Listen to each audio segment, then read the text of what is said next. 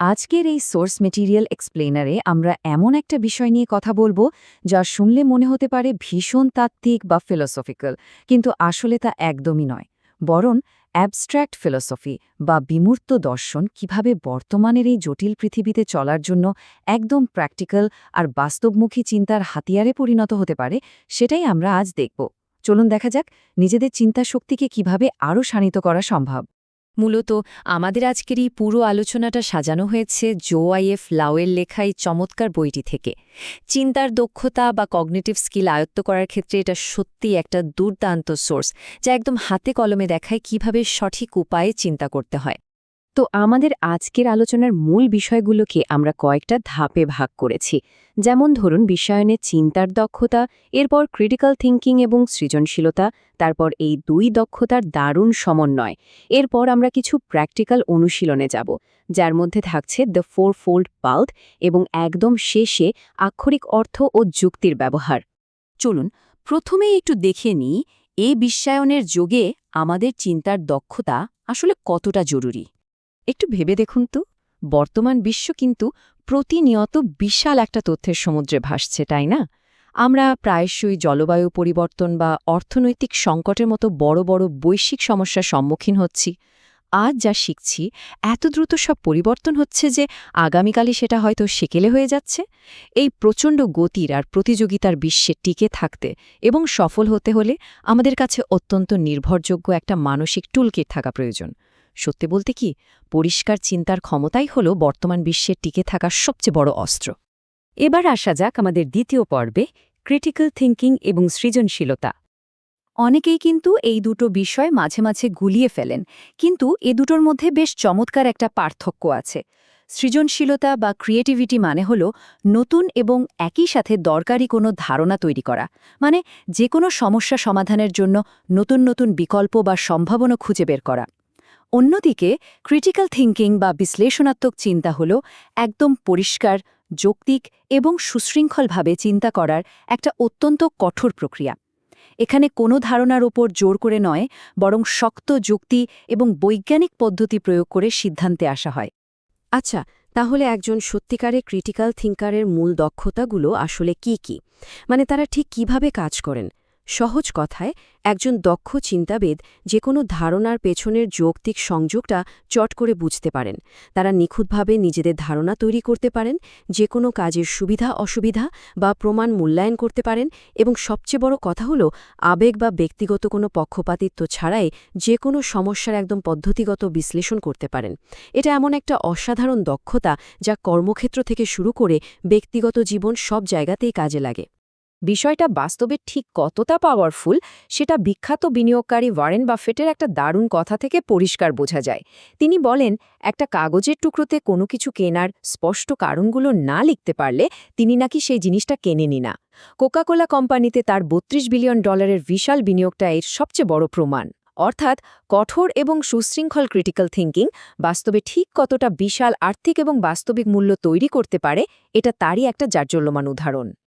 এখন মনে হতেই পারে, এই দক্ষতাগুলো কিভাবে আয়ত্ত করা যায়? এর কি কোনো শর্টকাট আছে? মনোবিজ্ঞানীরা কিন্তু এখানে একটা বেশ চমকপ্রদ তথ্য দিচ্ছেন।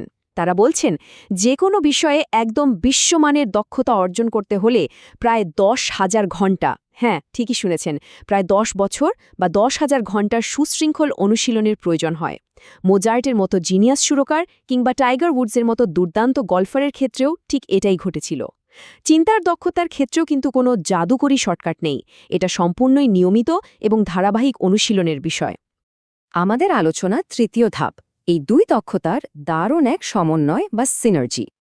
আরেকটা মজার ব্যাপার কি জানেন?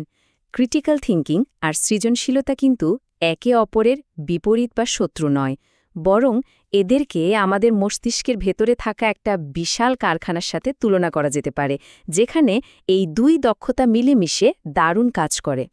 সৃজনশীলতা হলো সেই কারখানার রিসার্চ অ্যান্ড ডেভেলপমেন্ট বা গবেষণা বিভাগ, যা প্রতিনিয়ত চিন্তার নতুন কাঁচা মাল বা আইডিয়া তৈরি করে। আর ক্রিটিক্যাল থিঙ্কিং হলো ঠিক যেন কোয়ালিটি কন্ট্রোল বা মান নিয়ন্ত্রণ বিভাগ, যা একদম কঠোর পরীক্ষার মাধ্যমে যাচাই করে দেখে যে ওই নতুন আইডিয়াগুলো বাস্তবে আসলেই কাজ করবে কিনা। এতক্ষণ তো আমরা বেশ থিওরি নিয়ে জানলাম। এবার চলুন কিছু প্র্যাকটিক্যাল অনুশীলনে যাওয়া যাক।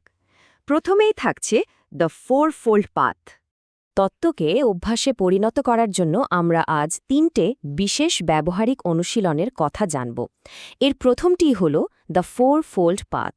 এই ফোরফোল্ড পাথ হল মূলত 4টি প্রশ্নের একটা দারুণ স্ট্রাকচার, যা দিয়ে যে কোনো জটিল ইস্যুকে একদম পদ্ধতিগতভাবে বিশ্লেষণ করা যায়। কাঠামোটা ঠিক এরকম। প্রথমত, দাবিটির প্রকৃত অর্থ কী? দ্বিতীয়ত, এর পক্ষে বা বিপক্ষে শক্ত যুক্তি বা কারণগুলো কি কি? তৃতীয়ত, বিষয়টা আসলে কেন গুরুত্বপূর্ণ বা এর প্রভাব কতটুকু? এবং একদম শেষে, অন্য কোনো সম্ভাবনা বা বিকল্প পরিস্থিতি আছে কিনা? বিষয়টা একটু উদাহরণ দিয়ে পরিষ্কার করা যাক, ঠিক আছে?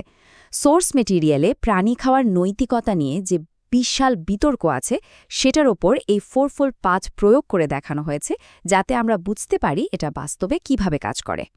যেমন ধরুন, প্রথম ধাপেই একদম ক্লিয়ার করা হয় প্রাণী বলতে আমরা আসলে কী বোঝাচ্ছি, মানে কুকুর আর ঝিনুক কি সত্যি একই পর্যায়ে পড়ে।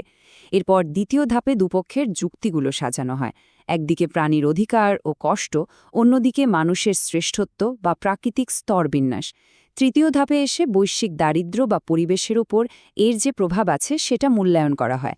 আর শেষ বা চতুর্থ ধাপে স্টেম সেল থেকে ল্যাবে তৈরি মাংসের মতো ভবিষ্যতের বিকল্প বা সম্ভাবনাগুলো নিয়ে ভাবা হয়। এই অসাধারণ কাঠামোটা যে কোনো অন্ধ আবেগ বা বিশ্বাস থেকে দূরে রেখে একদম বস্তুনিষ্ঠ বা অবজেক্টিভ বিশ্লেষণে সাহায্য করে। আমাদের শেষ এবং পঞ্চম পর্ব হল আক্ষরিক অর্থ এবং যুক্তি। ফোরফোল্ড পাথের পর আমাদের দ্বিতীয় যে গুরুত্বপূর্ণ টুলটা আছে, সেটাকে বলা হয় লিটারাল মিনিং টেস্ট বা আক্ষরিক অর্থ বোঝা।